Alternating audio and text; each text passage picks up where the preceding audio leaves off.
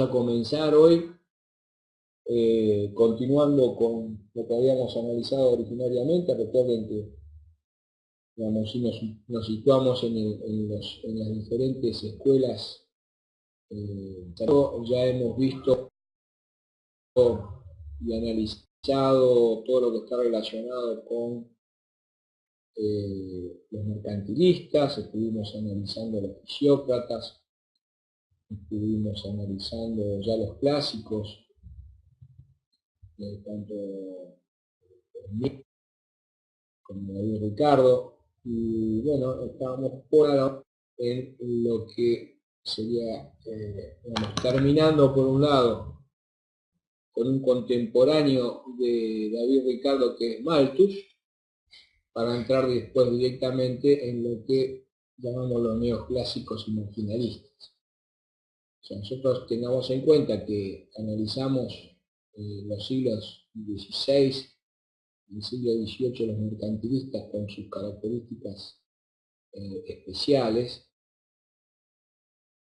la contraposición de los fisiócratas y sobre todo la relación de Adam Smith en contra de los principios mercantilistas y el nacimiento de lo que es la economía clásica relacionada directamente con la libertad de mercados y la no intervención por parte del Estado. Entonces, el día de hoy tenemos como expositor a nuestro licenciado en Ciencia Política de la Universidad de la Patagonia San Juan Bosco, Juan Pablo Ortiz, que lo tengo acá y que en esta tarde le vamos a decir buenas tardes. ¿Cómo le va, Juan Pablo? Buenas tardes, profesor. Buenas tardes a todos los alumnos. Un saludo, gracias. Gracias por la presentación. Así que, bueno, Pablo hoy nos va a hablar sobre Thomas Robert Malthus, ¿sí? Estamos hablando que es un contemporáneo de David Ricardo. Fíjense que estamos en 1824, David Ricardo estuvo entre 1772 y 1823. Para después sí entrar directamente a lo que son los neoclásicos y marginalistas, ¿sí? Con, digamos, la cabeza de Mills, estamos hablando de 1806-1873, y que ahí se desprende el mismo, 1818-1883, donde hace una interpretación basada en David Ricardo, ¿sí? La teoría del valor, pero ya tomando digamos, los excedentes, lo está tomando como su lejía, y ahí viene todo el desarrollo de la nueva izquierda. Claro, ¿Estamos sí. de acuerdo ahí? Sí, sí, sí. Y después, a partir de ahí, tenemos lo que se relaciona con, junto con Malthus, lo que va a ser entre 1883 y 1943 la irrupción de Keynes, pero digamos, donde el origen de todo es la crisis de Notre, ¿cierto? Ahora, nosotros vamos a analizar, después que vos veas el tema de Malthus, ahí nos vamos a involucrar directamente en los neoclásicos y marginales. Así que ahora vamos a cambiar el power, vamos a salir de acá, y vamos a agarrar el power Pro Juan Pablo, y que está relacionado con Malthus. Bueno, sí, bueno, adelante. Gracias. Nuevamente buenas tardes a todos. En cuanto a las teorías desarrolladas por el filósofo economista inglés Thomas Robert Malthus, se lo recuerda como una figura importante, también polémica, que si bien compartía el análisis sobre distintos objetos de estudio que tenían varios economistas de esa época, desarrolló conclusiones que discrepaban con la de los otros miembros de la escuela clásica, de la cual él también formaba parte. Desarrolló teorías en base al crecimiento poblacional, fundamentalmente, ya que se lo recuerda como uno de los primeros demógrafos, estudiosos de los niveles poblacionales y del crecimiento de la tasa de natalidad, como así también teorías acerca de la contabilidad del Producto Bruto Interno, la teoría del valor, la ley de los rendimientos decrecientes, la renta de la tierra, un tema también no menos importante, que es la demanda agregada o total. En cuanto al contexto histórico, recordamos que estamos hablando finales del siglo XVIII. Los temas que acontecían en ese entonces era el incremento de la pobreza y cómo resolverla. Este incremento de la pobreza era justamente producto, en parte, a la revolución industrial, ese gran cambio de paradigma económico, una mayor urbanización y una mayor y creciente concentración de la población. Otro de los temas preocupantes eran sobre la ley del maíz. Inglaterra había grabado impuestos sobre las importaciones del maíz, lo que las encarecía y mantenía un valor alto para los granos a nivel interno. Volviendo al tema del incremento de la pobreza, la revolución industrial, tenemos que tener en cuenta que la concentración poblacional sufría grandes hambrunas y el Estado había determinado que no debía participar de lo que hoy conocemos como la acción social. Que es importante que nosotros veamos el contexto donde justamente Malthus dio su teoría, ¿no es cierto? Esa famosa teoría de Malthus respecto al crecimiento de los alimentos y el tema de la crisis que se iba a producir porque el nivel de la población iba a ser superior al incremento de lo que vas a ver ahora. Pero también es importante tener en cuenta de que estamos hablando de ese segundo cuarto del siglo XVIII y principio del siglo XIX, que fue, digamos, el ensamble entre la primera y segunda revolución industrial, que se caracterizó fundamentalmente con las innovaciones, los inventos y demás, y la escala industrial muy importante.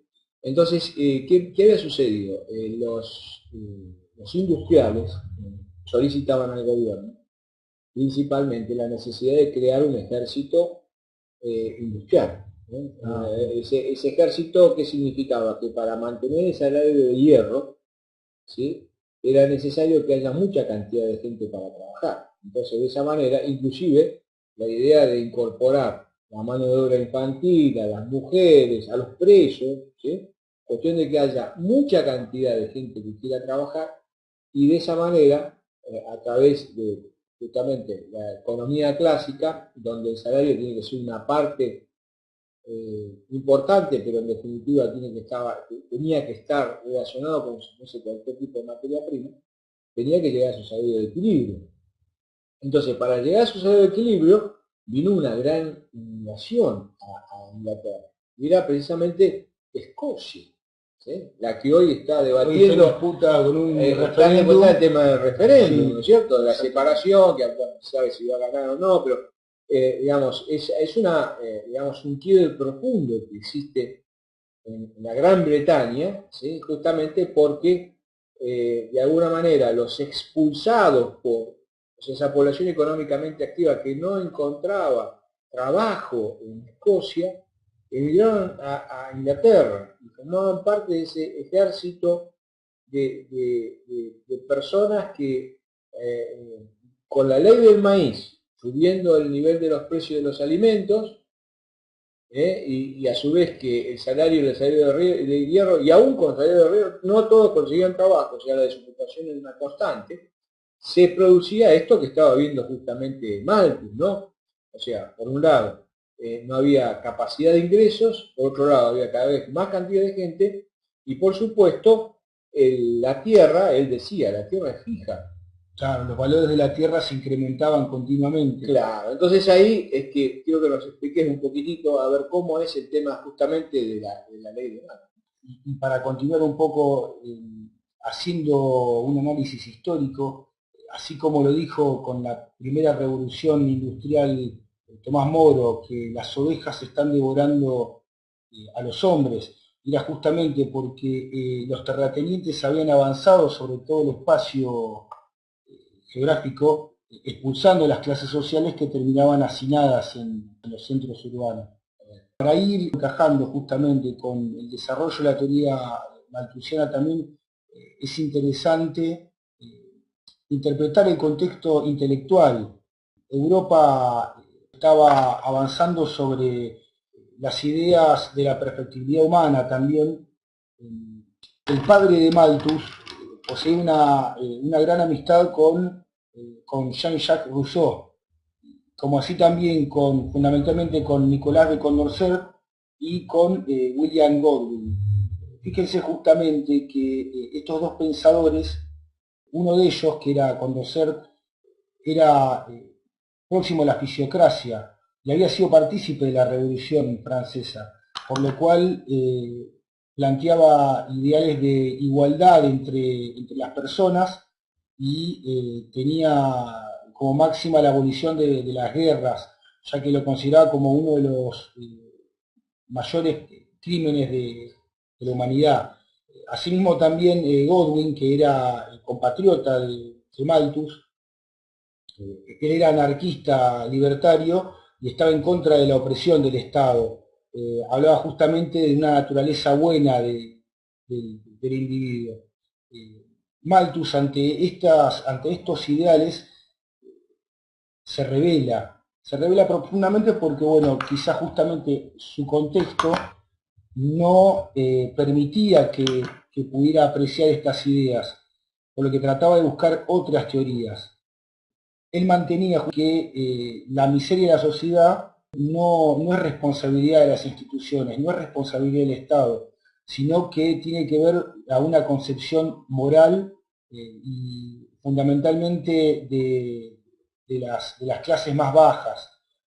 Él, por ejemplo, en contra justamente de Condorcet, que él estaba en contra de la guerra, él hablaba de que la guerra era un remedio natural a la superpoblación, y por lo cual se mantenía aislado prácticamente en contra de lo que se considera como una sociedad igualitaria, ya que si había que desarrollar una redistribución alimentaria, eso generaría un mayor crecimiento demográfico. El terror de Malthus era el crecimiento poblacional. Estos pensadores él los observaba como unos excesos de la Revolución Francesa, y lo que había que mantener en Inglaterra en aquel entonces, que también hay que decir que él era apoyado digamos, por los terratenientes que tenían mayoría en el Parlamento, era su misión mantener el status quo en Inglaterra. Acerca de la ley de población, que es uno de los puntos por los cuales se destaca Malthus, era lo que desarrolla en el ensayo sobre el principio de la población. Él analiza las clases, las clases más bajas y la miseria de estas, y toma también como parámetros a los nativos de las Indias, o sea, de América, y determina que la población que no se encuentra controlada posee un incremento geométrico, aumentando su índice de una manera progresiva, de la cual existiría una reproducción volátil, mientras que el índice que tiene que ver con la subsistencia, con la generación de los alimentos, sería aritmético y no se reproduciría con la misma volatilidad que se reproducen las vidas. Apuntaba justamente a dos controles. Uno que podía ser en base a reducir los índices de nacimientos a partir de la moderación moral, de la educación, las legislaciones duras, y como ser justamente que el Estado sancione a quienes se reproducían de una manera irresponsable y que no poseían la suerte de poder mantener una familia. Y asimismo también hablaba de un control positivo al que relacionaba con los fenómenos naturales, el hambre, la miseria, las plagas y justamente la guerra. Yo te quería aportar algo respecto a la relación que decía Malthus del control preventivo y del control positivo, que por ejemplo, estuvimos hablando en varias oportunidades, yo tuve la posibilidad de ir a China, entonces hablando con gente de la cultura y los que nos recibían, que hablaban muy bien español, hablábamos justamente del tema de los 1.400 millones de chinos, ¿no? y, y la situación del mercado laboral en China, y la incorporación de 40 millones de chinos todos los años a la población económicamente activa. O sea, ellos están incorporando, escuchen muy bien lo que les digo, ¿no? O sea, ellos están incorporando una Argentina por año a el mercado laboral. Argentina de mayores de edad. Claro, exactamente. O sea, población económicamente activa, todos los años se incorporan 40 millones de personas. Entonces, esta situación hace de que evidentemente lo que en su momento, estamos hablando del siglo XVIII-XIX, preveía Malthus que iba a suceder, bueno, hoy en el caso de China está tomando el control preventivo. O sea, vos en China puedes llegar a tener un hijo, ¿sí? Y si tienes una hija te dan una opción de poder llegar a tener una opción más para tener un hijo. La mujer está desvalorizada en China. Entonces, en este caso, el máximo que tenés de control son 2 hijos, ¿sí? Por supuesto que los hijos matrimoniales, si llegas a tener alguno, no se anotan. O sea, nunca van a ser ciudadanos de ninguna parte del mundo, ni en China ni en el resto del mundo. Quedan excluidos del sistema. Quedan excluidos del sistema. Entonces, esto realmente hay un control preventivo muy grande, estamos hablando del siglo XXI, de algo que se había previsto ya en el siglo XVIII. Esto para ver las distintas alternativas. La magnitud. Sí. Bueno, y la magnitud en el tiempo. Claro, está perfecto. Exactamente. Aparte de las propuestas sobre el control poblacional de Malthus, tuvo repercusiones en las legislaciones inglesas. Una de ellas fue la conocida como Ley de los Pobres, por lo cual, a partir de los fundamentos de Malthus que indicaban que la pobreza y la miseria representaban un castigo natural por la, por la inmoralidad de las clases bajas, la conclusión política a esto concluía en que no debe haber ninguna ayuda del gobierno para los pobres. De esta forma se establecían penas para los que, digamos que se reproducían, que tenían hijos sin tener la solvencia económica, estableciéndose como base en la política inglesa hasta, digamos, fijámonos con atención, hasta prácticamente los inicios del siglo XX. O sea que fue una política de continuidad, que era, digamos, la inexistencia de políticas sociales. Bueno, y para, al margen de las teorías poblacionales, también desarrolló Malthus otros conceptos en cuanto a macroeconomía, en cuanto a la teoría de la sobrecarga del mercado.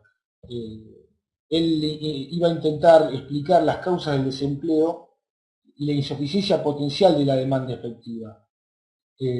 Estuvimos charlando anteriormente con el profesor y tenía que ver con los stocks, con las producciones, las cuales, si bien no iban a poder ser consumidas por los mismos trabajadores, iban a tener otro fin, por lo cual, de no venderse los productos finales, no existiría inversión.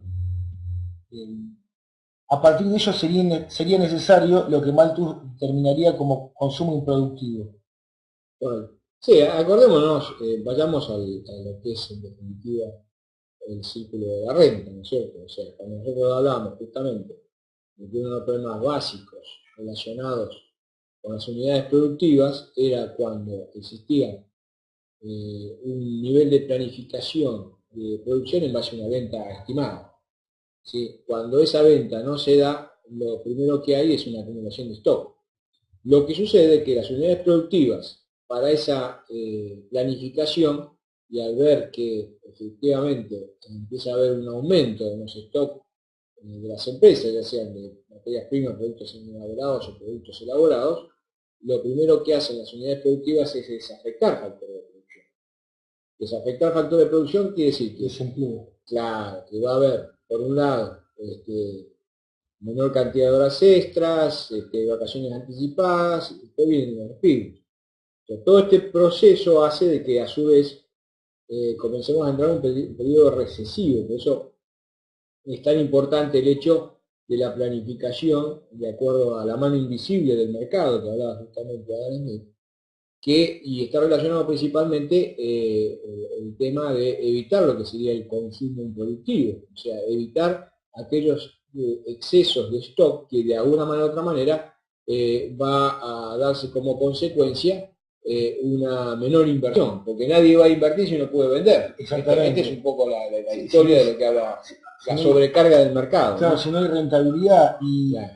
es notorio también el hecho de que no existía la redistribución del ingreso, o sea que tampoco podía generarse un consumo desde las masas, ¿no es cierto? Que es lo que, bueno, de alguna forma, eh, Malthus también determinaría a partir del concepto de consumo improductivo, apuntando al gasto de los terratenientes como necesidad fundamental para que no se generara la sobrecarga del mercado. También apuntaba al control sobre el ingreso, el salario, el interés y las utilidades.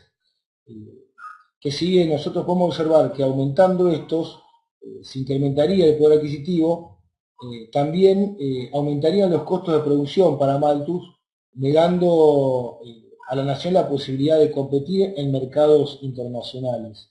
Cuando estamos hablando de la ley del maíz, estamos hablando de un proteccionismo, ¿no es cierto? Correcto. Evitar el ingreso de alimentos para bajar los costos. Porque vos acordate también que cuando nosotros estuvimos analizando David Ricardo, el famoso ese YouTube que habíamos mandado, el video ese, bueno, justamente lo que se hablaba precisamente que en realidad cuando se producía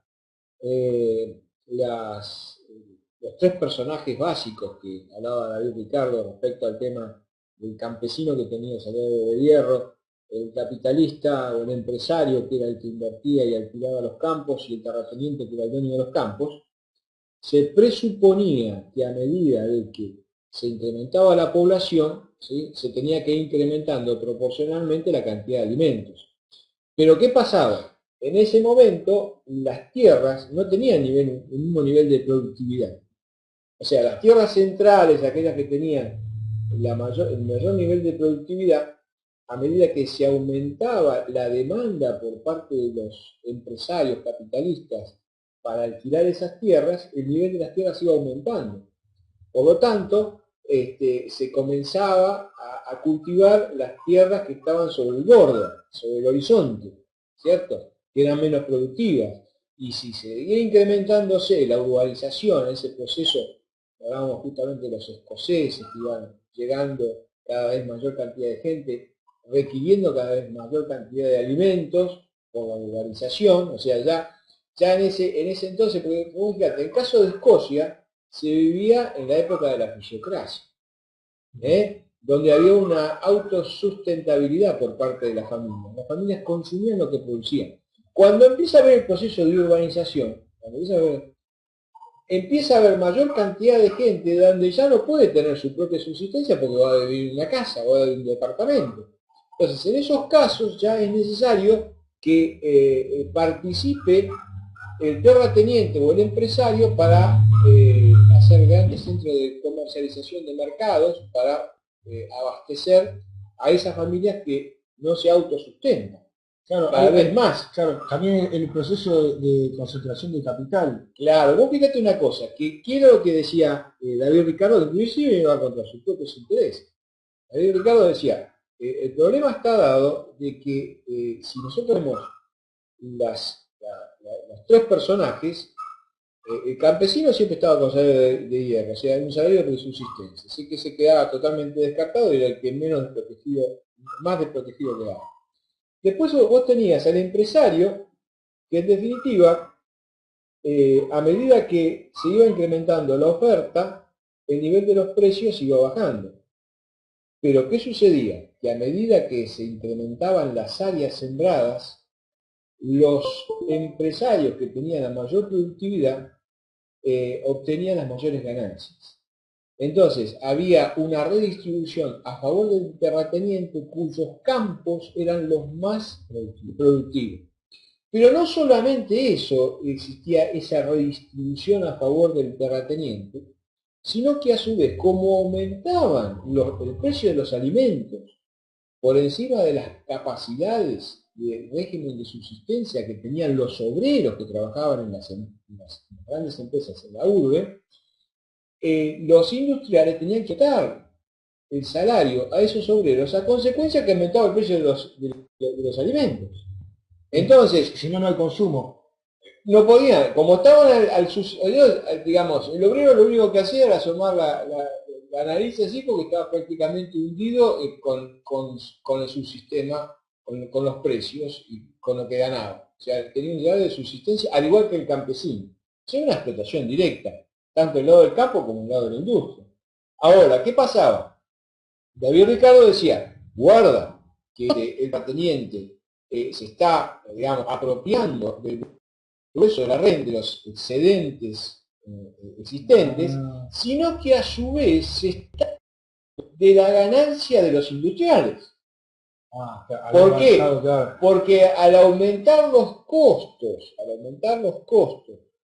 de los obreros, ¿sí? Más en ese entonces que la mano de obra era muy importante, automáticamente eso tenía que restarse de la utilidad de los industriales y esto afectaba directamente a la industria. Que controlar, o sea, que de alguna u otra manera se pudiese controlar el nivel de la renta del terrateniente para evitar los excesos de ganancias acumuladas en demasía que tenía el terrateniente que influía sobre la utilidad del industrial. En ningún momento, por supuesto, se hablaba de salir de subsidio al obrero y del campesino. Vamos por ahí. Acá tenemos una preguntita. ¿Se podría pasar otra vez el power de las leyes de los pobres? Sí, sí, bueno. Un segundito. Es muy interesante, y sin irnos del tema, pero cómo impacta el Marx. Bueno, claro, este concepto es fundamental, o sea, de ahí viene, o sea, ubícate que en definitiva Marx se basa en David Ricardo, cuando empieza a hablar, lo que pasa es que no hablan de distribución, David Ricardo, ¿sí? A ver un segundito, ahí, ¿podés diciendo esta si ves perfecto acá? ¿Qué implicancia tuvo los conceptos malthusianos sobre las leyes de los pobres? No sé si esto es lo que querías ver, Yolanda. Habla de que esto es un castigo natural, que la pobreza y la miseria, Malthus directamente lo relaciona con conceptos morales. Y ello, bueno, es tomado justamente también por las clases políticas dominantes. Eso es interesante para saber de que él representaba los intereses en algunos aspectos de los terratenientes de ese entonces. Sí, ahí Ricardo habla del límite de la renta cuando un empresario deja de invertir en la agricultura para invertir en otros negocios y así se regula el precio. Sí, está muy bien. Está muy bien claro. Son las relaciones porque Ricardo también era contemporáneo de Malthus. Interesante lo que dice Germán porque hablan de la regulación de los precios. Ya los análisis no pasaban de qué, cómo y para quién producir, sino de cómo se establecían las variables de los mercados. Ricardo habla del límite de la renta, es cuando un empresario deja de invertir en la agricultura para invertir en otros negocios y así se regulaba el precio. No era el comentario sobre lo anterior. Ajá. Ah, es sobre la aspirina que vimos después porque esta la habíamos vuelto. Ah, bueno, correcto. Sí, también, digamos, desde el punto de vista del mercado, nosotros no solamente tenemos la alternativa de que en la economía tenemos un problema de escasez, sino que a su vez no solamente está el tema de la escasez, sino el uso alternativo de los recursos. Entonces, cuando tengo uso alternativo de los recursos, es que puedo utilizar, por ejemplo, el obrero que está trabajando en una fábrica puede trabajar de campesino, ¿cierto? Eso en el supuesto caso de que no exista libre movilidad de recursos humanos, ¿está? O sea, normalmente siempre esta movilidad se daba en época de fisiocracia, ¿sí? Estábamos hablando de la época prácticamente del siglo XIX, o sea, los dos, digamos, antes de los últimos 30 y el último cuarto siglo, donde la industrialización fue mucho más intensa y donde en todo el siglo XVIII prácticamente y principio del siglo XIX, la economía era una economía prácticamente relacionada con los commodities, ¿sí? O sea, aquella economía que dependía exclusivamente de los alimentos y de la tierra, era el origen fisiócrata. Entonces, en esos casos, vos tenías libre movilidad en los recursos, ¿sí? Porque de alguna manera no había una especialización industrial. Entonces, por eso inclusive, fíjate de que cuando ahora vamos a entrar a analizar todos los neoclásicos que hablaban justamente de lo que era la relación directa de los mercados perfectos.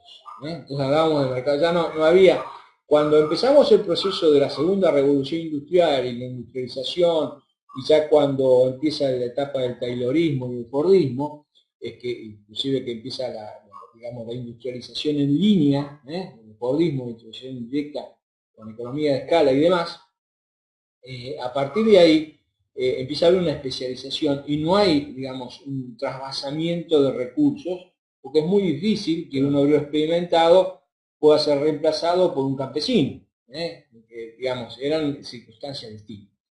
Bien, entonces acá llegamos a la teoría de la sobrecarga y estaríamos acá. Sí, con esta filmina sí. Bien.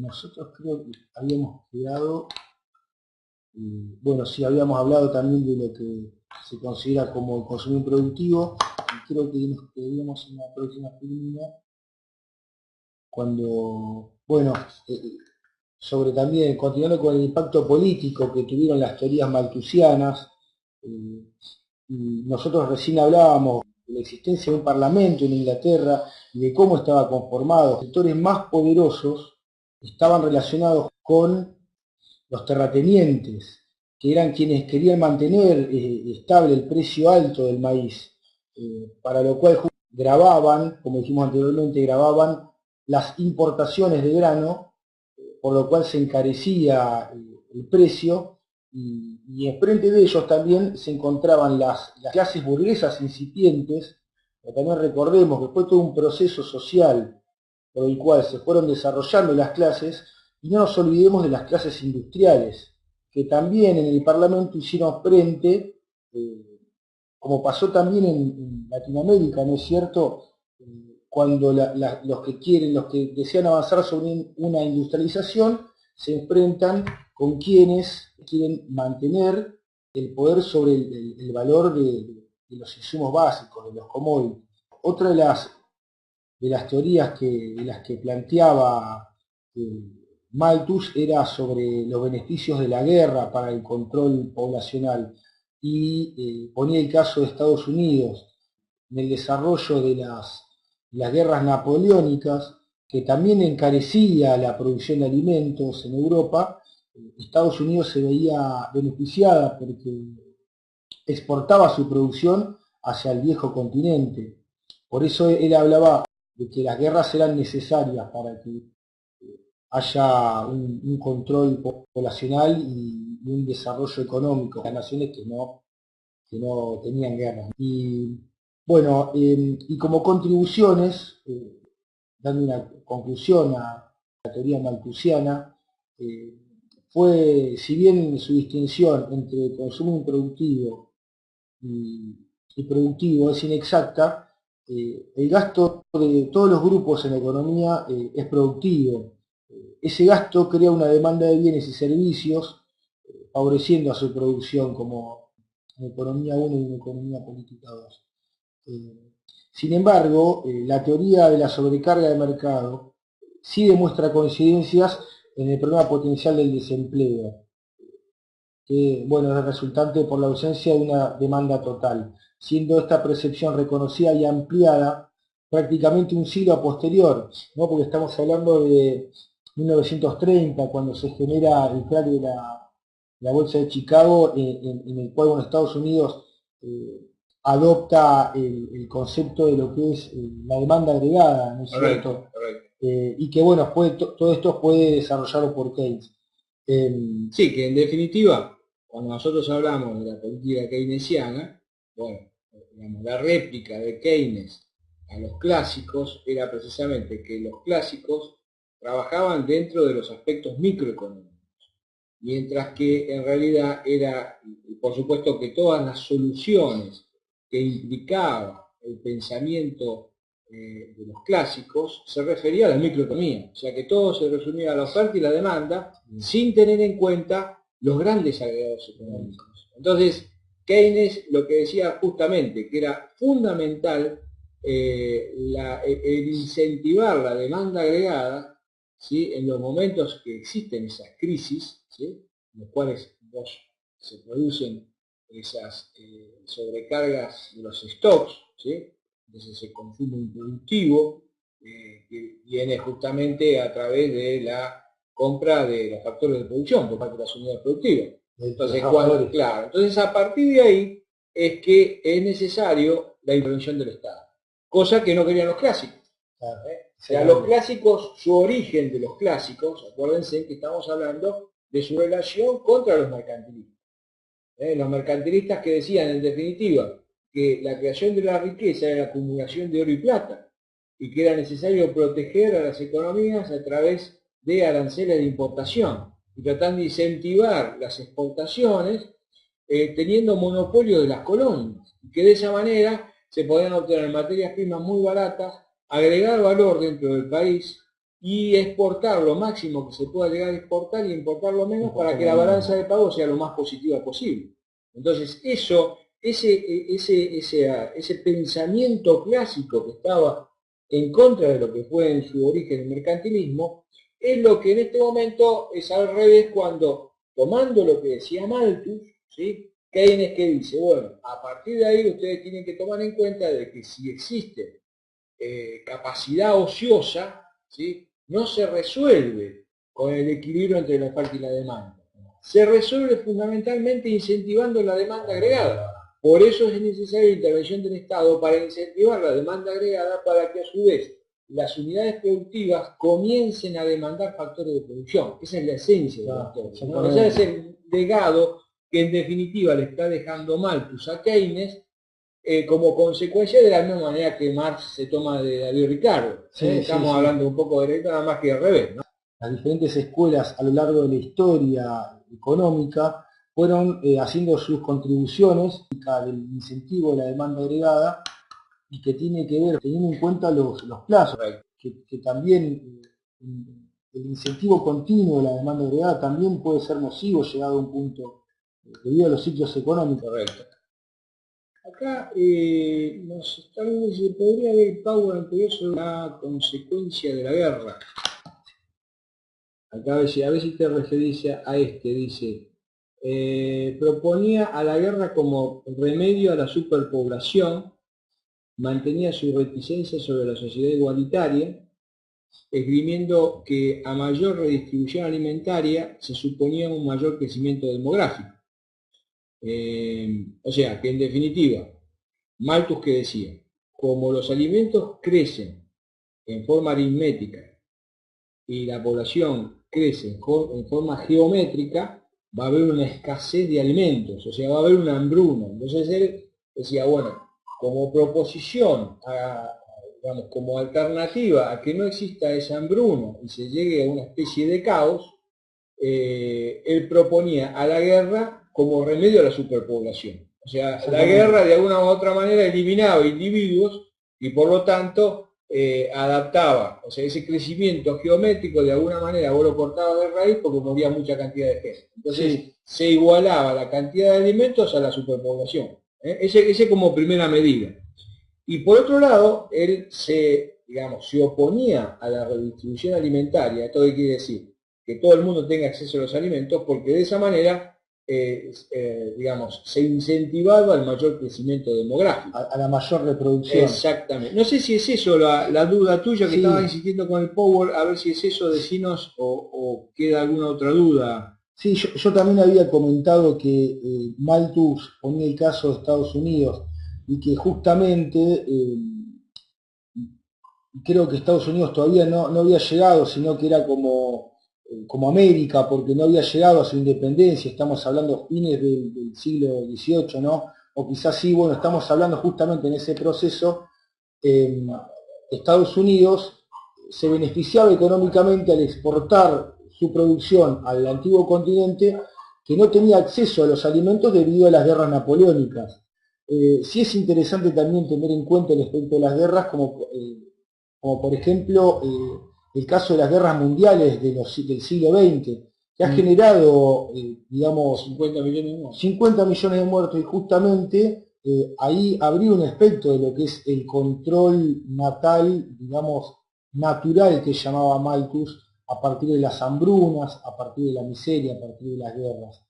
También habla, ahí hay un texto que es muy importante que habla justamente del fantasma de Malthus, en cuanto a lo que aconteció en las décadas del 80 y del 90 en África, las continuas guerras étnicas, el avance del desierto sobre las estepas, digamos, que brindan la producción alimentaria, que es una producción primaria para los africanos, fueron las que generaron también una década que fue terrible, que ha desarrollado millones de muertos en África, por lo cual podía verse que en algunos aspectos la teoría malthusiana tenía cierta relación con ese futuro.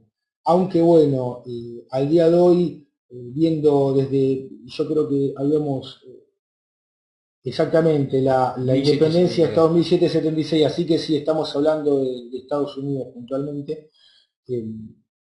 Teníamos el dato en la última filmina de que cómo se había, digamos, generado, cómo se había reproducido la población mundial. Y había un censo del año 1800 y se contrastaba con un censo mundial para el año, un censo mundial del año 2000, y justamente daba el dato de que no se había generado, digamos, la teoría malthusiana.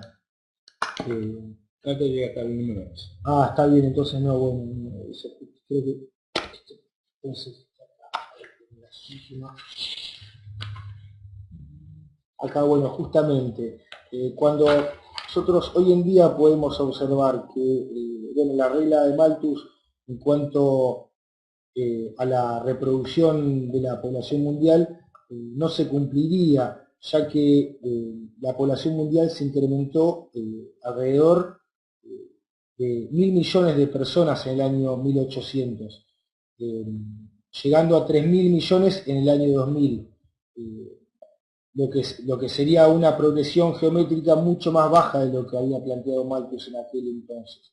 Entonces, bueno, fueron teorías y justamente creo que lo que se destaca acá es de las ideas que sí tuvieron eco en los pensadores económicos posteriores a él, ¿no? Como hablamos de Keynes.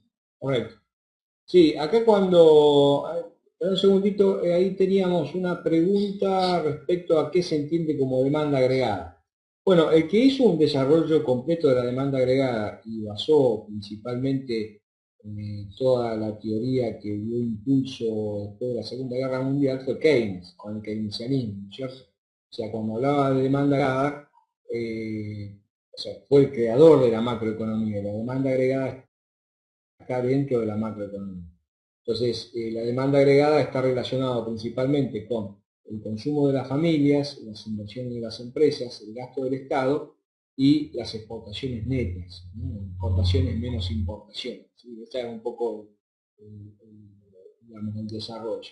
Con respecto al político de sus teorías de Malthus, no capté la última parte. La última parte más que todo está relacionado con lo que tomó como válido Keynes, sobre todo el tema de la teoría de la sobrecarga del mercado. O sea, cuando habla de la sobrecarga del mercado estábamos hablando de un incremento en el nivel de los stocks.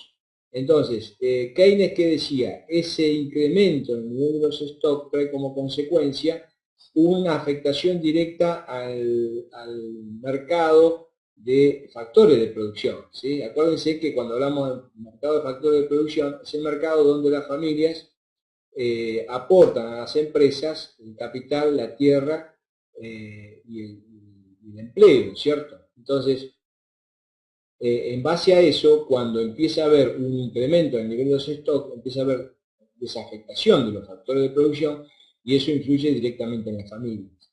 Entonces, por lo tanto, es necesario que cuando empieza a haber esa circunstancia en la cual empieza a haber desafectación de producción, las empresas empiezan a tener capacidad ociosa. Entonces, lo peor que le puede llegar a pasar a un país es el incremento de la capacidad ociosa, porque es capital no utilizado y es una especie de paredón a nuevas inversiones. Y para que exista, ustedes recuerden también que la población económicamente activa normalmente se va incrementando independientemente de las situaciones económicas, de los ciclos económicos, se van incorporando todos los años población económicamente activa, como estábamos hablando recién de China, que son 40 millones de chinos que anualmente se van incorporando a la población económicamente activa, sobre todo en Argentina.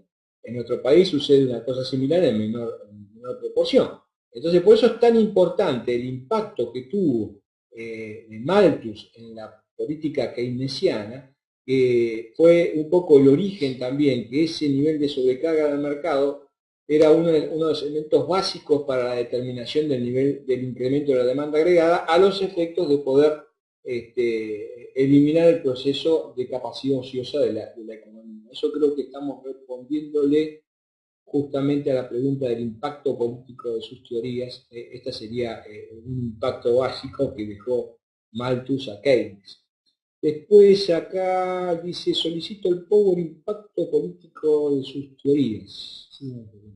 Este power. Sí, esto te lo vamos a mandarlo, porque habíamos mandado el anterior, que es lo que vamos a ver ahora de política de lo neoclásico, y este también lo vamos a mandar. Le dice, en 2001 la capacidad ociosa de Argentina llegó casi un 70%. Partí de la base que nosotros en el 2001 bajamos un 10% el PBI. Una cosa impresionante. Fíjense que hoy por hoy se prevé que para el año 2014 Argentina va a tener una baja de nivel del PBI de alrededor del 2 o 3%. Fíjense lo que pasó en el 2001 con una baja del 10%, que dio como consecuencia que algunas empresas tuvieron el 70% de capacidad ociosa o en todos los casos el 50%. O sea, eso fue realmente catastrófico. Es una caída de años de desarrollo. Es terrible. Yolanda hablaba de Keynes, no sé a qué se refería. Sí, fue cuando se hizo mención a la demanda agregada. Ah, tema de demanda agregada, sí, exacto. Así que este sería más o menos la historia. Bueno, nosotros con Malthus, más lo que ustedes tienen para ver de la bibliografía, pueden tener ya más o menos una idea de cuáles eran las ideas, el contexto. Nosotros siempre hacemos referencia a la necesidad de que uno vea el contexto donde se desarrollan las teorías, cuál es digamos, el escenario anterior que dejan las antiguas escuelas y cuál es el residual que deja la teoría malthusiana a Keynes en este caso. Cómo lo toma Keynes y a partir de ahí cómo empieza a elaborar el nivel de demanda agregada. Sí. No es muy importante. Sí, y es interesante también verlo desde el punto de vista político, de cómo en ese momento también era funcional Malthus a los grupos económicos más poderosos que eran los terratenientes. Correcto. Porque estamos hablando de que justamente era en Inglaterra que a partir de digamos, la ¿A quién beneficiaba? Claro, a quién beneficiaba y quién lo difundía también, correcto, ¿no? Correcto. Justamente porque para contrarrestar todo ese fervor revolucionario de la Francia. Claro, por eso le decía que era un excedente de la Revolución Francesa, claro, un exceso de la Revolución Francesa. Los criticaba, digamos, a quienes habían sido de alguna forma sus mentores. Claro, correcto. Bueno, entonces, esto es lo que estaríamos viendo de Malthus. La pregunta sería, de Malthus, ¿les quedó alguna duda, algo para aclarar? Bueno, independientemente que ustedes tienen que ver el material bibliográfico, en el supuesto caso que estemos ok, pasaríamos ahora a los neoclásicos. ¿Estamos de acuerdo? Nos dan un ok, Yolanda, Germán, Perica 338, a ver si estamos bien. Vamos a mandar entonces el tema de el impacto político de las teorías malthusianas a cada uno de ustedes. Eso nos comprometemos, mañana lo estamos mandando. Bien, ok, entonces ahora pasaríamos entonces a la parte de los neoclásicos. Así que, entonces esto es lo que habíamos analizado en principio, donde estábamos parados, o sea, estuvimos analizando Thomas Robert Malthus, 1766-1824, que va a ser el origen en definitiva cuando empecemos a ver Keynes, y ahora vamos a empezar a trabajar con los neoclásicos sin la teoría marginalista, donde vamos a analizar a Marshall, Warrants y Fisher. Estaríamos entonces en este contexto del siglo XIX. Bueno, entonces, neoclásicos.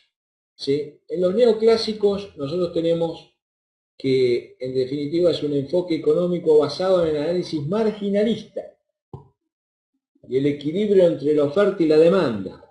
Entre los supuestos del enfoque neoclásico está el comportamiento económico que surge del comportamiento agregado de los individuos, ¿sí? U otro tipo de agente económico, que son, o sea, partimos de la base que en la teoría neoclásica el que toma la decisión es un ser racional. O sea, nadie va a tomar ningún tipo de decisión en contra de sus propios intereses. Son decisiones racionales. Subrayo esto para que lo vayan tomando en cuenta para los futuros exámenes finales. Entonces, cuando hablamos de los neoclásicos, subrayo el tema racional. Y por supuesto, a tratar de maximizar su utilidad económica o beneficio. Fíjense que estamos hablando de seres racionales que a través del egoísmo maximizan la utilidad económica o el beneficio. Cuando nosotros hablamos de utilidad económica, estaríamos hablando del consumidor, que satisface sus necesidades a través de la maximización de la utilidad total y la utilidad marginal. ¿Se recuerdan cuando estuvimos en economía? Habíamos hablado de la utilidad total y utilidad marginal. Esa utilidad que se produce con la última unidad consumida. Con la última unidad consumida. Sí, cuando hablan del ejemplo del vaso de agua. Exactamente, cuando hablamos del vaso de agua. Por otro lado, cuando hablamos de los agentes, ¿sí? Las unidades productivas, los oferentes, ellos lo que van a tratar de hacer es maximizar su utilidad económica. Cuando hablamos de utilidad económica, es la diferencia, beneficio económico. Ese beneficio económico, ¿a qué va a ser igual? Al ingreso total menos los costos variables menos los costos fijos. Utilidad, el ingreso total va a ser el resultado, el precio por la cantidad, eso sería la venta, el ingreso total que van a tener las unidades productivas. Si a esto yo le resto el costo variable y el costo fijo, voy a tener un beneficio. Este beneficio total es lo que persigue egoístamente el productor. O sea, ambos actúan en forma egoísta en base de su propio beneficio. Sí.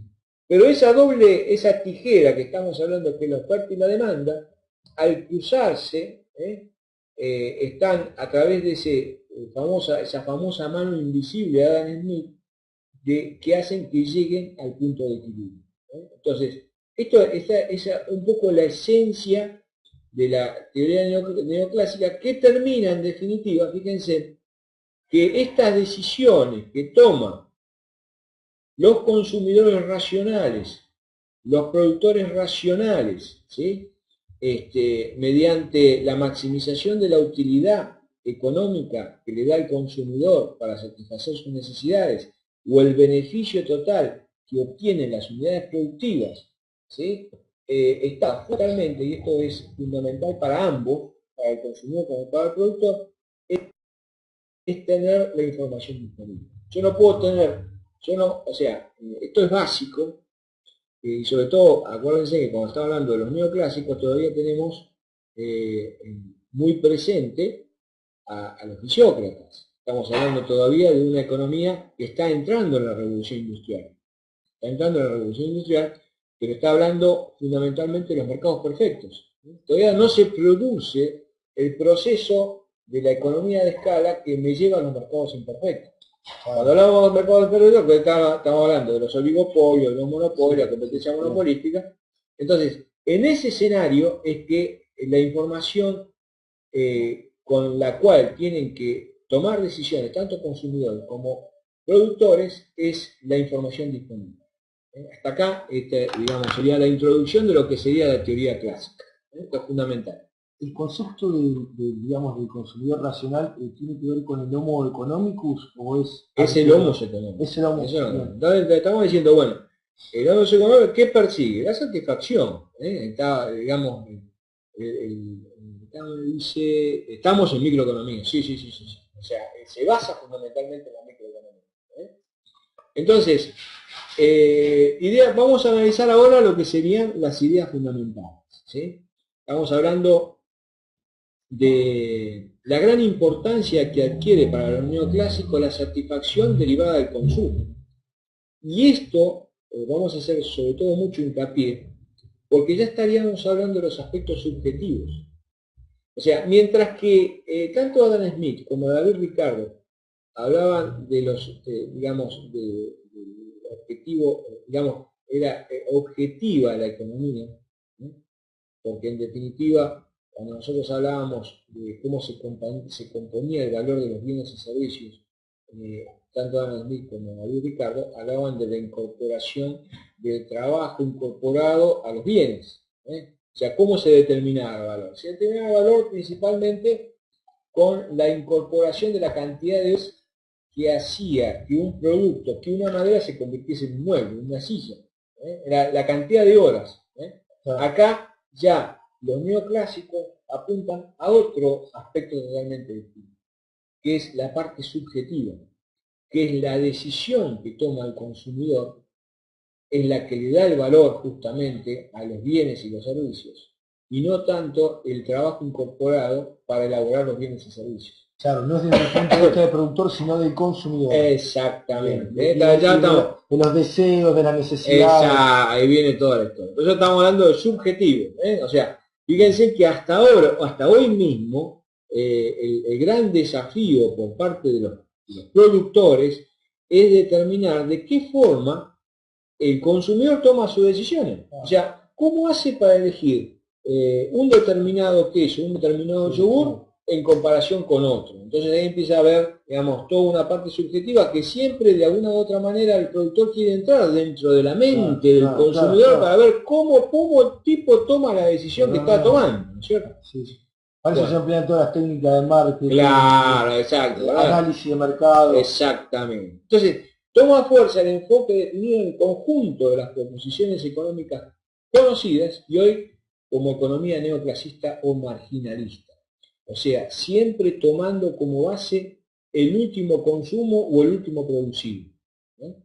O sea, en la concepción marginalista, ustedes se acuerdan cuando estuvimos hablando de economía 1, nosotros hablábamos, por ejemplo, cuando hablábamos de eficiencia económica, hablábamos justamente los costos marginales y hablábamos del ingreso marginal, ¿sí? ¿Y qué decíamos? En ese decíamos, y esto es pura teoría marginalista, nosotros decíamos que para que el punto óptimo de producción que tenía que tomar la decisión por parte de la unidad productiva, tenía que definir un punto de producción, determinar una cantidad a producir, era el punto en el cual el ingreso marginal se igualaba con el costo marginal. Porque si era un punto anterior, ¿sí? Si era un punto anterior, seguramente el costo marginal iba a ser superior al ingreso marginal. Si era un punto a posterior, el ingreso marginal iba a ser superior al costo marginal. Entonces, el punto exacto donde se maximizaba el nivel de ganancia por parte del productor era el punto en el cual el ingreso marginal era el costo marginal. Eso era lo que estábamos hablando de la economía pura del punto de vista de los mercados perfectos, ¿sí? Entonces, ahí ya estamos hablando de lo que sería la economía marginalista. Entonces, a partir de ahí, el análisis marginalista y de equilibrio de oferta y demanda habla principalmente del comportamiento agregado del individuo, ¿sí? Que es un individuo que dijimos que era racional, por un lado, que trataba de maximizar desde el punto de vista del consumidor sus utilidades, desde el punto de vista del oferente maximizaba el nivel de la ganancia, siempre con un nivel de información disponible y tomaba decisiones racionales en base a ese nivel de información. Por eso tenía un comportamiento económico racional, individualista, ¿sí? O sea, se presupone que de esta manera, ¿sí?, el hecho de que tomen decisiones racionales, egoístas, cada uno en su acá que me dice, todo esto está pasando por el profesor Silva. Sí, este desarrollo suyo. Está pasando en la unidad 4, exacto, sí. Sí, digamos, en la unidad 4, digamos, del programa anterior. En realidad lo que estamos pasando sería de la unidad 1, lo mismo, ¿no? Digamos, el desarrollo del nuevo programa. Entonces, digamos, por eso es muy importante ver la diferenciación de los neoclásicos con los clásicos. Aún coincidiendo que en ambos casos, lo que buscan es la libertad de mercados, la forma de comprender la economía es totalmente distinta. Porque fíjense, o sea, esta exacto, esto que estamos pasando es lo que adjunté el último correo, y mañana le vamos a adjuntar lo que estuvo hablando hoy el licenciado Ortiz respecto al tema de Marcos. Eso lo vamos a mandar mañana. Entonces, en esto que estamos hablando, fíjense que la diferenciación fundamental, esto es una pregunta de examen, ¿no?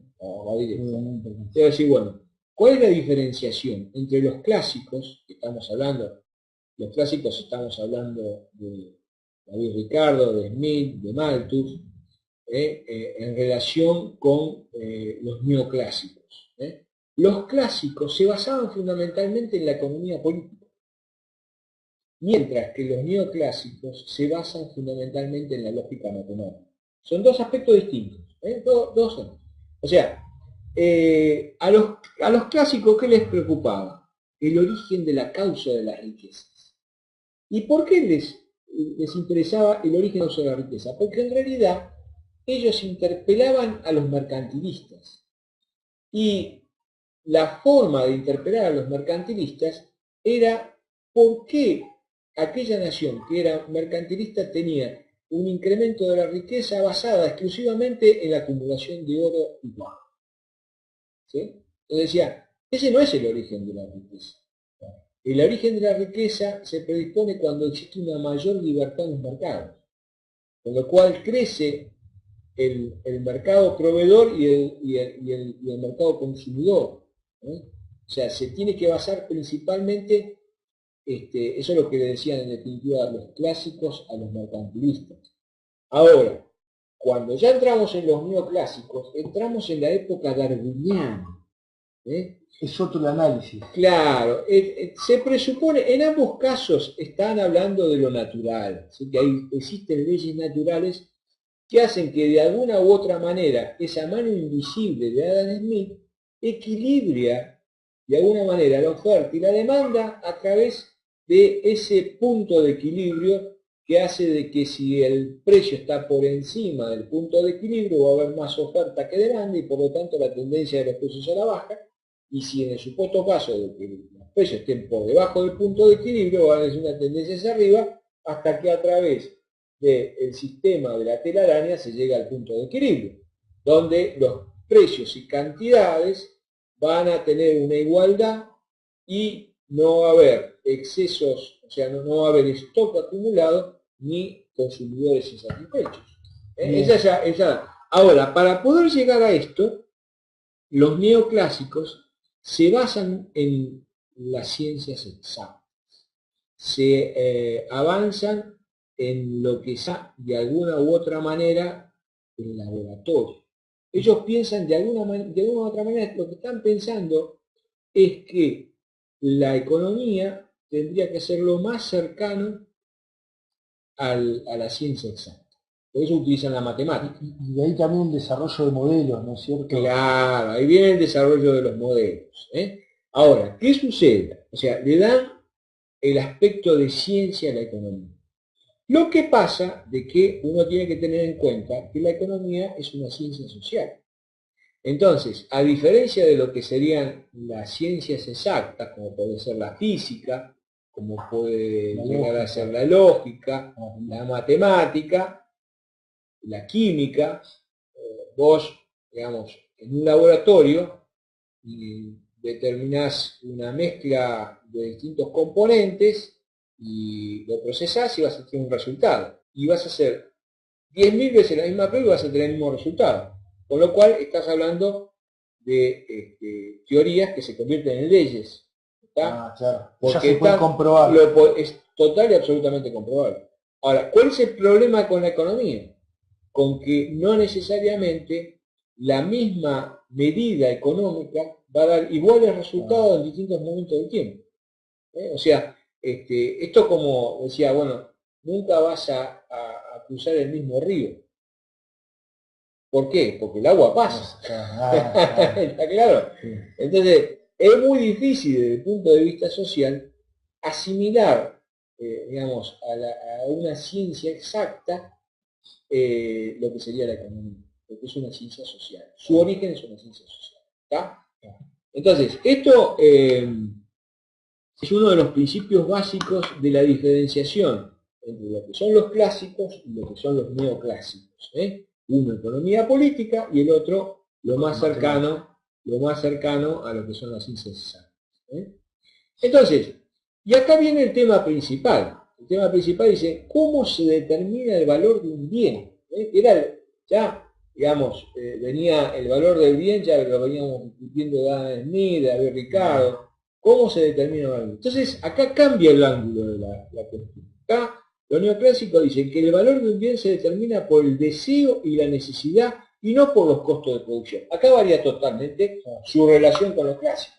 Los clásicos decían eran la cantidad de horas de trabajo que lleva incorporado al bien, ese era el valor en definitiva del bien. Y acá estamos diciendo, no, guarda, que en definitiva el valor del bien va a estar determinado por el nivel de utilidad que le da el consumidor. ¿Cuánto está dispuesto a pagar? Exactamente. ¿Y cuál es el nivel de satisfacción que tiene? ¿Cuál es el nivel de satisfacción que le genera? Entonces, por otro lado, el otro concepto fundamental está dado, tenemos un rato también, que la utilidad se genera en el futuro y no en el pasado. Cuando hablamos de utilidad, es el nivel de satisfacción que le da al consumidor el consumir tal o cual producto. Entonces, eso se va a estar generando en el futuro, no en el pasado. Porque yo en el pasado puedo haber cambiado de preferencias.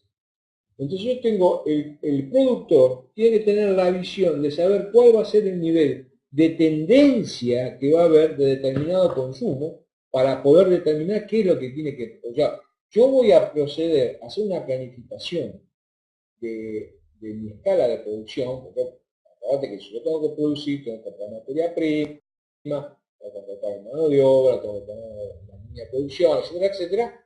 Eso me lleva un tiempo y va a ser para el futuro. Pero yo voy a planificar mi producción de acuerdo al nivel de demanda que tengo. Por eso estoy hablando del futuro, no del pasado. Ya estamos hablando de las percepciones. Claro, la percepción que tiene que tener el productor de lo que se va a consumir. Entonces, por otro lado, me está diciendo que dada una oferta, la demanda determina el precio. Esto es fundamental. Dada una oferta, la demanda determina el precio. O sea, va a haber una oferta de tanta cantidad de pantalones, ¿cierto? Bueno, ahí la demanda que va a haber en cantidades y de precio, digamos, en cantidades y de acuerdo al valor del precio, se va a determinar justamente el nivel de demanda que voy a llegar a tener. Hasta acá estamos bien, Germán, Yolanda, ¿estamos todos bien o hay alguna duda o pregunta de lo que estuvimos viendo hasta ahora? Así continuamos. ¿Estamos ok? Yolanda también se entendió. Supongo que sí. Bueno, entonces no hay preguntas. Entonces sigamos. Entonces, acá empezamos a hablar de lo que es la productividad marginal y el equilibrio de la fibra. Nosotros tenemos determinadas premisas, ¿cierto? Por un lado, el objetivo básico de las unidades productivas se basa en la maximización de las ganancias o beneficios. Eso es la primera premisa que nos debe tener. Por otro lado, tiene que haber, dentro de esas premisas, la existencia de un equilibrio para la empresa. ¿A qué llamamos un equilibrio? Tiene que haber un equilibrio en el mercado para que yo pueda llegar a absorber el precio del mercado, ¿no? O sea, ¿cómo está formado el mercado? O sea, partamos de la base que siempre estamos hablando casi de por entero del mercado de competencia perfecta, ¿sí? En el mercado de competencia perfecta, ustedes van a tener muchos vendedores y van a tener muchos compradores. El producto generalmente es homogéneo, no hay producto diferenciado.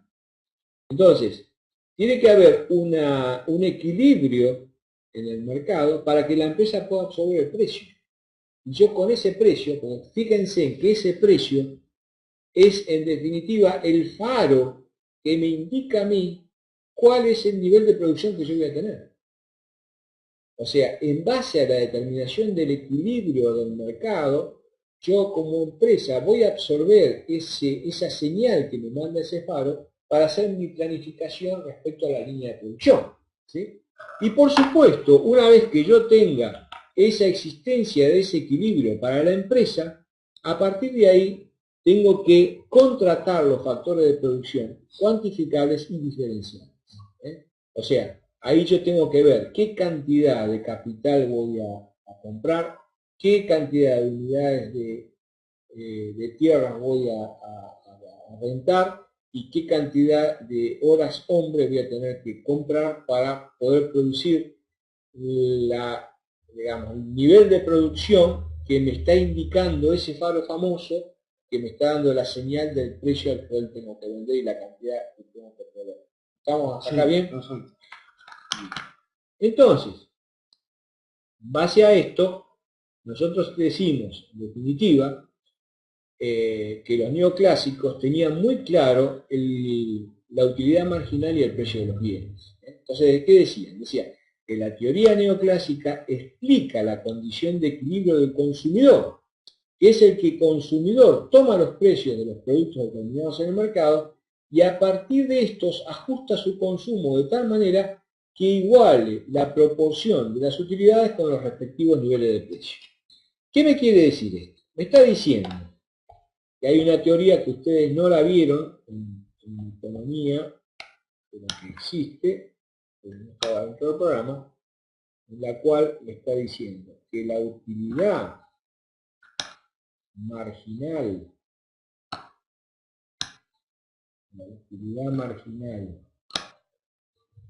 del consumidor para llegar a la maximización de la utilidad tiene que ser igual al nivel de precios, ¿sí? O sea, la última unidad consumida, ¿sí?, tiene que igualar al nivel del precio del bien que estoy consumiendo. En ese momento es cuando se produce la maximización del nivel de utilidad del consumidor. De la misma manera que desde el punto de vista del productor, la maximización de su beneficio es cuando el ingreso marginal es igual al costo marginal, ¿sí? En este caso, mi costo marginal sería el precio que estoy comprando y mi utilidad es el nivel de satisfacción que está dado en realidad por un aspecto subjetivo y no objetivo. O sea, yo no puedo medir la utilidad marginal, porque es una decisión que es subjetiva, no lo puedo medir desde el punto de vista objetivo. ¿Está? Sí. Justamente decía de la última unidad. De la última unidad el consumida. Último vaso de agua. Exactamente. Que genera la satisfacción. Exacto. Porque ya el próximo vaso no va a tener el mismo precio. Efectivamente.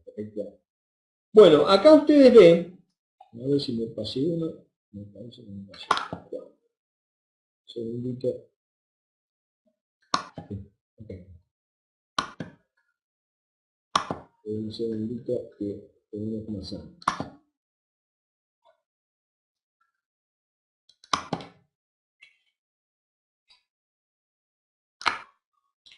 Y está la llave en la cara.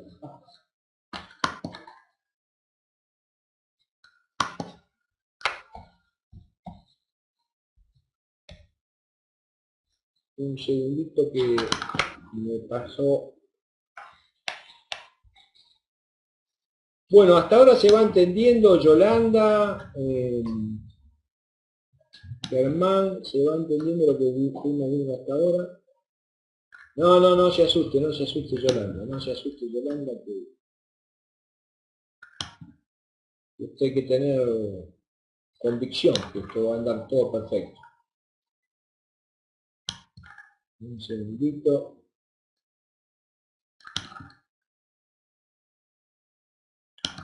Estábamos viendo premisas. Segundito.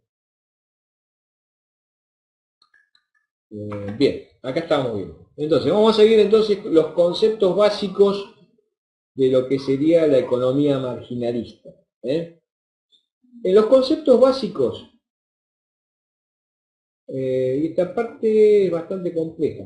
Sí, no es tan compleja, sino que acá lo que uno tiene que tomar en cuenta es el hecho de que los neoclásicos incorporan algo que los humanistas normalmente no ven en lleno, que está relacionado con la incorporación de la matemática, ¿cierto? Entonces, con la incorporación de la matemática, comienzan a trabajar con el análisis marginalista, ¿sí? Entonces, empieza a haber un proceso de sistematización y formalización de la ciencia económica como ciencia, ¿sí? Entonces, usted tiene que tener en cuenta que los representantes más significativos en lo que es la economía marginalista la van a tener en Jevons, en William Stanley, el inglés de 1835 a 1882, de Mergel, ¿sí? Y ahí estamos hablando de la economía austríaca, la escuela austríaca, Karl Mengel, y Warnes. Bueno, después tenemos francés Marie Spir-Léon, de 1834 a 1910. ¿sí? Digamos, si nosotros tomamos en conjunto, que no vamos a hacer, digamos, salvo el caso de Jevons, que vamos a hacer un análisis, y el caso de Warnes, que vamos a hacer otro análisis, todos los trabajos de estos autores se caracterizaban fundamentalmente por la construcción de modelos abstractos, ¿sí? Donde estos modelos abstractos tenían una considerable dosis de técnica matemática, ¿sí? Y digamos, esa técnica matemática se basaba fundamentalmente en el análisis marginalista. El análisis marginalista, esto lo estoy poniendo acá, que es un poco la base fundamental y es el elemento clave para la teoría microeconómica, ¿no? Ya cuando hablamos de la teoría macroeconómica de grandes agregados económicos, el equilibrio general de la economía no tiene el basamento, o sea, tiene basamento económico, matemático, pero no tan desarrollado como el microeconómico, ¿no? Entonces, los aportes que hicieron tanto Mergel como Jevons, como William Stanley, como el mismo Warren, hicieron unos aportes que tomaban la investigación del equilibrio y el análisis económico de la utilidad, el valor, el cambio, la distribución de los bienes, como elementos básicos para el desarrollo de la ciencia económica, ¿sí? Entonces, ellos expresaban la matemática de las leyes del mercado. O sea, era como que de alguna u otra manera las matemáticas les daban el componente fundamental para el desarrollo de la economía, ¿sí? Digamos, el concepto en que se basó todo el desarrollo, porque fíjense que cuando nosotros hablamos de la teoría marginalista, tenemos que hablar de los aspectos de la eficiencia técnica y la eficiencia económica. Cuando nosotros hablamos de eficiencia técnica, estamos hablando de qué manera se puede incrementar el nivel de productividad de una empresa. Cuando esos elementos nosotros los estamos tomando desde el punto de vista de lo económico, convertimos el producto marginal, convertimos el producto total, convertimos el producto medio, lo convertimos en costos. Entonces ahí ya hablamos de costo total, que es igual al costo fijo, que es el costo variable, o cuando trabajamos con los marginalistas, ahí estaríamos trabajando con el costo marginal, con el costo variable medio y el costo total medio. Entonces ya vemos los aspectos económicos de la teoría marginalista. Así que esto es como una especie de repaso a lo micro, porque la base de lo micro nace de la escuela marginalista. Entonces, esta escuela marginalista, ¿qué me da a mí? Digamos, le da un análisis en la decisión de los sujetos económicos individuales, o sea, es el individuo que toma la decisión, ¿sí? En condiciones y los precios que da el mercado. Acá estamos hablando de libertad absoluta del mercado y sigue con el mismo concepto que venía de Adam Smith y David Ricardo. O sea, estamos hablando en definitiva de libertad de mercado, pero ¿sí? Con digamos, el adicional de lo marginalista. Entonces, cuando hablamos de esto, estamos hablando de competencia perfecta, por eso estamos hablando de la más estricta. Estamos hablando de la más estricta competencia, eso hablamos de competencia perfecta. Y en algunos casos puede haber algún tipo de monopolio puro. No existe competencia, hay determinados, sería monopolio puro, nos estaríamos refiriendo en aquellos casos donde indefectiblemente tiene que ser un monopolio, que es eso, por ejemplo, la provisión de energía en Ushuaia, en Río Grande. ¿Qué sucede? No puedo tener 20 productoras de energía, tiene que haber una para un tema de economía de escala. Entonces, o hablamos directamente de competencia perfecta o hablamos de monopolio puro, o sea que estaríamos hablando de una sociedad donde su nivel de mercado es totalmente perfecto. No hay no hay fallas de mercado, no hay una acumulación de un solo proveedor o un solo comprador, ¿sí? Ok. Entonces, por eso tiene que haber muchos compradores, este es el elemento esencial de lo que sería el mercado perfecto, y tiene que haber muchos vendedores. Los productos tienen que ser homogéneos, no puede haber productos diferenciados, y los precios son uniformes. ¿Y por qué son uniformes? Porque los costos son uniformes. Y por supuesto la publicidad no existe, para que no haya productos diferenciados. Entonces, por supuesto acá le agrega una información muy fluida, o sea, todos tienen que tener toda la misma información. Entonces, la demanda pasó a ser la fuerza predominante en la determinación de los precios. Predominante en la determinación de los precios. Les digo esto porque es muy importante el salto brusco que se produce entre los que son clásicos de los que son neoclásicos. Fíjense que esto es es un salto muy grande de entre lo que decían los clásicos, que en definitiva eran totalmente objetivos. Yo para transformar una madera en una silla tengo que tener horas de trabajo, ¿no? Entonces esa cantidad de horas de trabajo va a ser el que me va a determinar el valor de la silla. Y en definitiva los neoclásicos dicen, no, ustedes están equivocados. ¿Por qué están equivocados? Porque en definitiva el que le va a dar el valor de la silla va a ser el nivel de utilidad que tiene el consumidor que tiene que consumir esa silla. Totalmente distinto, el concepto es totalmente distinto. ¿Qué hace el consumidor?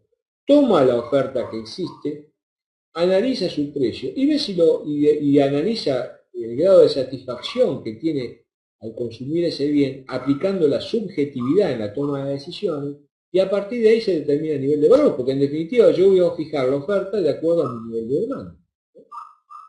Entonces, estamos hablando que la demanda va a depender de la última utilidad marginal, ¿sí?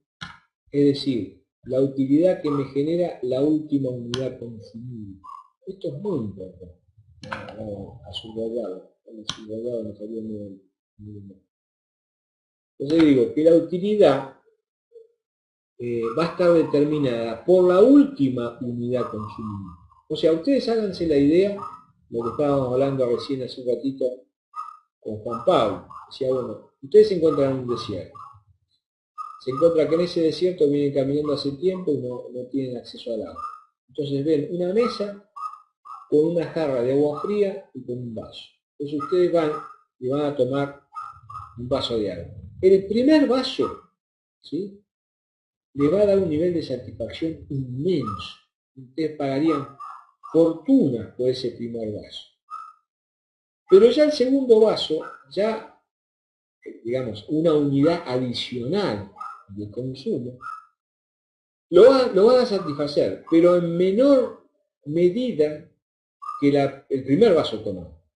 Y posiblemente el tercer vaso va a tener menos utilidad que el segundo vaso que tomamos. Y si toman un cuarto va a tener menos utilidad que y llega el quinto ya directamente no va a querer seguir tomando más, porque están totalmente satisfechos.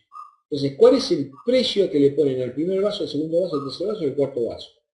O sea, cada uno de esos, si yo digo que el precio va a estar determinado por la utilidad, esa utilidad va a estar dada por la última unidad consumida. Entonces, no va a ser el precio que yo pagaría fortunas por el paso después de haber estado una semana en el desierto, que el segundo vaso quizás salga menos por el hecho que ya estoy medio satisfecho. Y el tercero menos, y quizás el cuarto ni lo quiero. ¿Se entiende este concepto, Germán y Yolanda, respecto a la determinación de la última unidad consumida? Esto es fundamental que se entienda, ¿sí? O sea, de esta manera yo puedo llegar a determinar la diferenciación fundamental entre lo que es los neoclásicos de los clásicos. Me dan un ok, Yolanda y Germán, a ver si estamos de acuerdo, estamos en sintonía con esto que estamos hablando.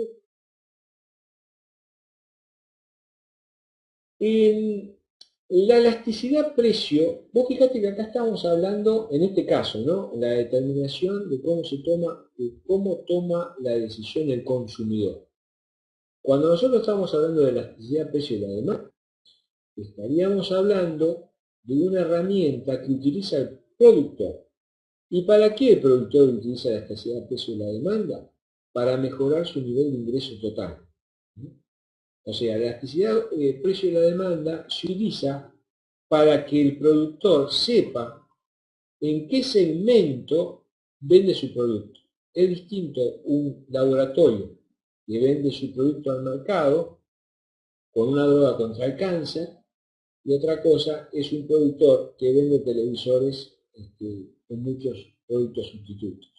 Entonces, el laboratorio, que va a estar en un mercado inelástico, en su política de precios va a tener que subir el precio, ¿sí?, va a tener que subir el precio para que su ingreso total sea mayor, mientras que está en la elasticidad, en la parte elástica, va a tener que bajar el precio para que su ingreso total sea mayor, ¿no? Acá me dice Yolanda, yo prefiero esta parte más que nada, me la envío.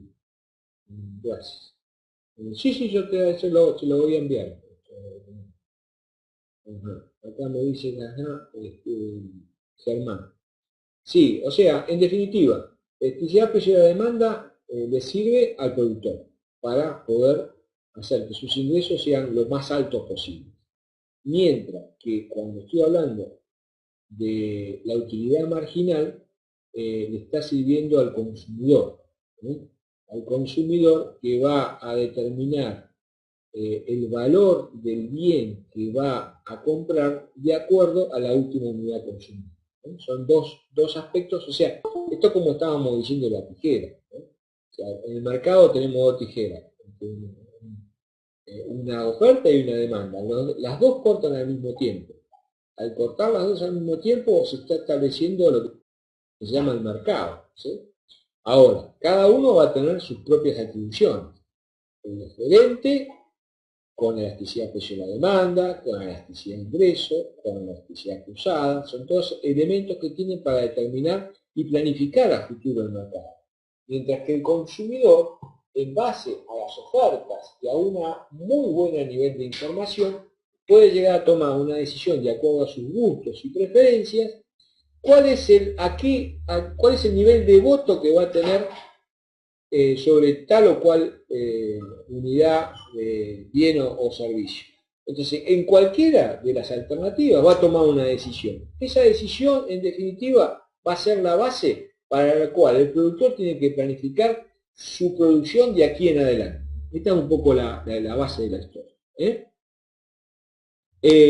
Acá, por otro lado, estamos diciendo, dentro de los elementos de la economía marginalista, que los costos de producción incluyen no solo los factores productivos, sino que además incorpora el costo que supone crear y dirigir una empresa y ahorrar dinero para constituir el capital.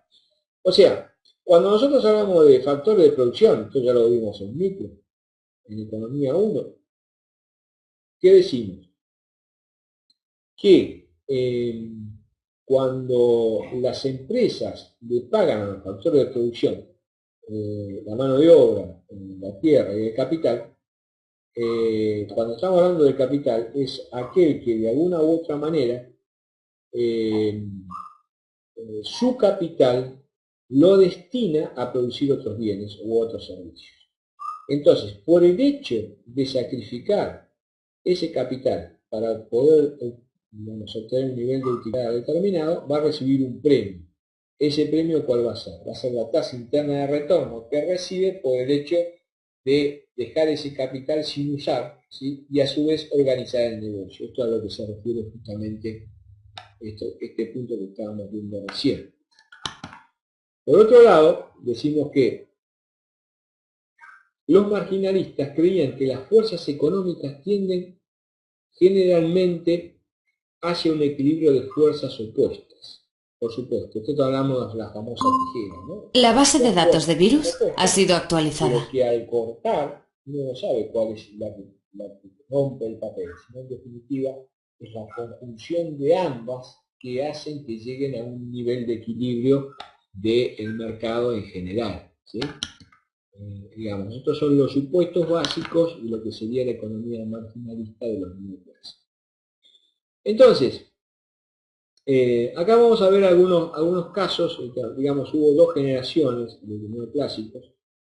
La primera generación que Gosen, junto con Jevon, Mergel y Warrens, que es la famosa trinidad básica de los neoclásicos, dice que el valor de las cosas se medirá por completo en relación con el goce que se pueda procurar de las mismas.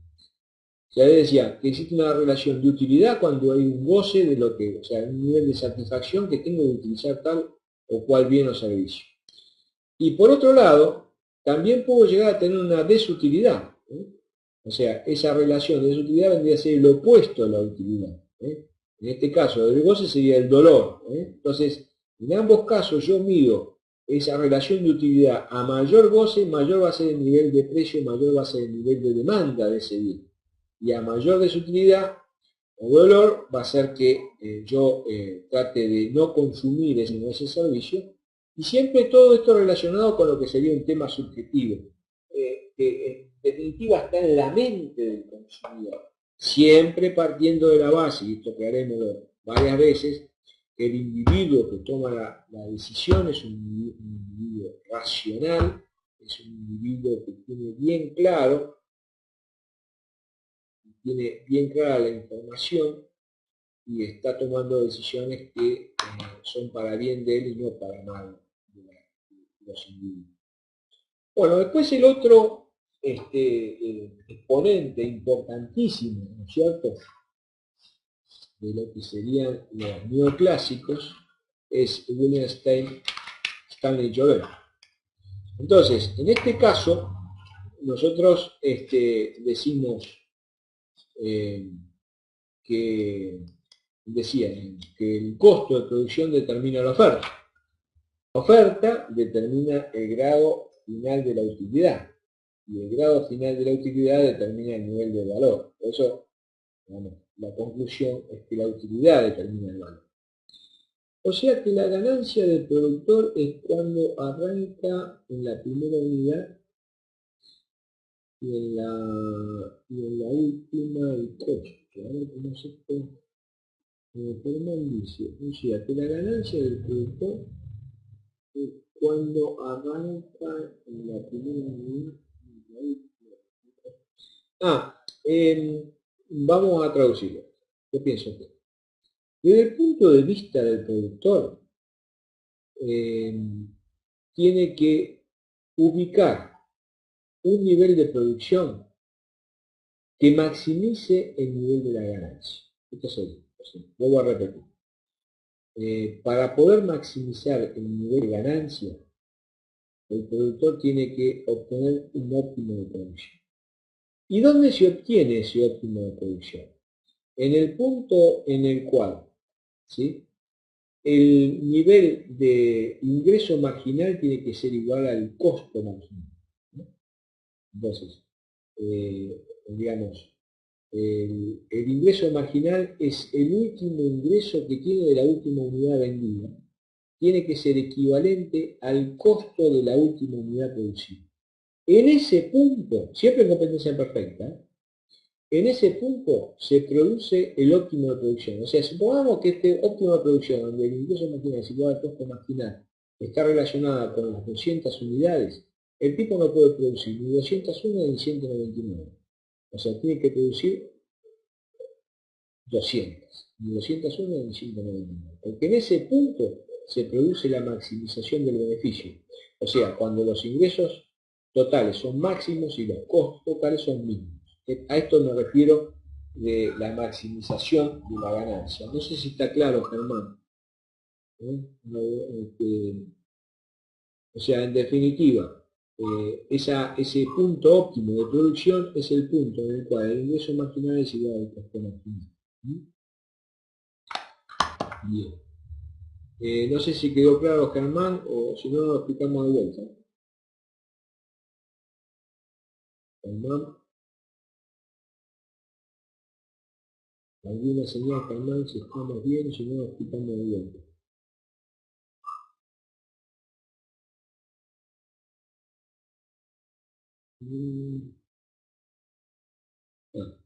Pero ahí vamos.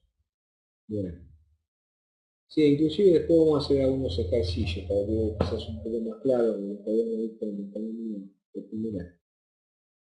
Bueno, por otro lado, Jevon decía que las leyes de economía son iguales a las ciencias físicas, esto es lo que estamos hablando, cosa que en realidad no es así, porque en principio decíamos que como la economía en definitiva es una ciencia social, no necesariamente se pueden dar los mismos resultados que dan un laboratorio. Porque yo puedo hacer 10.000 veces la misma prueba en un laboratorio y siempre van a dar el mismo resultado. En economía, el mismo modelo que iba a aplicar en dos tiempos distintos no da el mismo resultado. Entonces, y también decía que las matemáticas, o sea, que da igual, las leyes de economía da igual a las ciencias físicas, igual a las matemáticas, ya que se ocupa de las cantidades. Aquí en este caso las cantidades. Dice, el valor depende por entero de la utilidad. Estamos de acuerdo, ¿no? O sea, lo que estuvimos hablando hasta ahora. O sea, cuando estamos hablando de utilidad, acá estamos hablando de la utilidad del consumidor, ¿sí? Y después había otro concepto que es la ley de indiferencia. Esto es, digamos, es un elemento clave en microeconomía. Y acá estaríamos hablando de lo que se llaman las curvas de indiferencia, ¿sí? Curvas de indiferencia, donde dice de que ustedes pueden tener dos bienes distintos, pero les puede dar quizás el mismo nivel de satisfacción, ¿sí? Entonces, todo esto va a estar relacionado principalmente con lo que se llama la recta presupuestaria. La recta presupuestaria es o sea, en este modelo que habla Jevons, se está diciendo que a través de un ingreso total que tiene el consumidor y que lo gasta en dos bienes, ¿sí? Entonces tiene que ver cómo puedo llegar a un nivel de equilibrio entre la compra de vestidos y alimentos, por ejemplo, para que tenga la satisfacción total, teniendo en cuenta la recta presupuestaria. Partiendo de la base que este modelo, todo lo que me ingresa lo gasto, pero lo voy a gastar en dos bienes, alimentos o vestidos. Entonces en base a eso se llega a un punto de equilibrio. Matemáticamente esto se trabaja con las derivadas, ¿sí? Entonces llega a derivar hasta llegar a un punto, que se llama el límite, en donde digamos, la pendiente de la curva de indiferencia tiene que ser igual a la pendiente de la recta presupuestaria. No es un tema que lo vayamos a ver, pero sí es importante que ustedes tengan el concepto en sí, digamos, el concepto del cual ellos por la parte matemática llegan a un nivel de equilibrio. Y es el equilibrio subjetivo que tiene que tomar el consumidor, teniendo en cuenta su nivel de presupuestario, o sea, lo que tiene para gastar, y cómo esto puede llegar a equilibrar la elección entre dos bienes con un nivel de ingreso determinado. Por otro lado, dice que no pueden existir dos precios en un mercado que tenga para el mismo artículo. O sea, acuérdense que cuando nosotros hablamos de demanda, vamos a tener un precio para cada una de las cantidades, ¿sí? Por eso está hablando de ellos que no puede haber un mismo mercado con dos precios distintos. Por supuesto que estamos hablando de competencia perfecta. Ustedes acuérdense, si yo, en el caso de, que se da también, entre el mercado de Ushuaia y Río Grande, ustedes tenían el mismo producto que tenía dos precios distintos. Un precio más alto en Ushuaia porque había mayor poder adquisitivo y un precio más bajo en Río Grande porque había menos poder adquisitivo. O sea, adaptaban el nivel de los precios maximizando el nivel de ganancia del productor, o sea, adaptándose al nivel de ingreso que tenían cada una de las ciudades, y entonces un mismo producto tenía dos precios distintos que no coincide con lo que dicen los neoclásicos. Ellos hablan de competencia perfecta, nosotros estamos dentro de un mercado de competencia imperfecta. Por otro lado, hablamos del concepto del cuerpo comercial, o sea, se presupone que los comerciantes, los comerciantes típicos que actúan en competencia perfecta. O sea, acá en ningún momento hablan de que puede llegar a haber un mercado donde exista oligopolio o donde exista competencia monopolística o en su defecto oligopolio. Bien. Hasta acá se fue entendiendo más o menos. No los quiero demorar más y vamos a llegar hasta acá porque si no, después no vamos a tener tiempo de poder analizar todo lo que estuvimos viendo. Pero en definitiva, vamos a llegar hasta acá, hasta Menger, que es uno de los básicos de la escuela austríaca. La escuela austríaca es la más derecho de lo derecho. Entonces, acá vamos a trabajar sobre los precios objetivos y sobre los valores subjetivos. Y sobre todo el tema del costo oportunidad. Acá Germán dice, mi costo marginal en el kiosco es hasta las 10. Sí, perfecto, está bien, sí. Estamos ahí, llegamos hasta acá. Entonces, quedamos que el próximo jueves continuamos y vamos a terminar ya con los neoclásicos. O sea, el objetivo, yo les voy a dar mañana, les voy a mandar esto que estuvo conversando Juan Pablo respecto a Malthus y continuaríamos el próximo jueves con los neoclásicos, repasando un poquitito lo que vimos hasta ahora y trabajando sobre el resto de los neoclásicos. Así que les agradezco la presencia, Yolanda y Germán, y nos estaríamos viendo el próximo jueves. Gracias por asistir a la clase del aula virtual. Gracias Germán, gracias Yolanda, gracias Juan Pablo, y estamos al habla en todo esto. Gracias por todo. Nos estamos viendo entonces el próximo jueves y les envío el resto. Okay. Te envío también esto último de Malthus, que no lo había enviado. Cualquier duda que tengas, me llamas por teléfono o me mandas un email.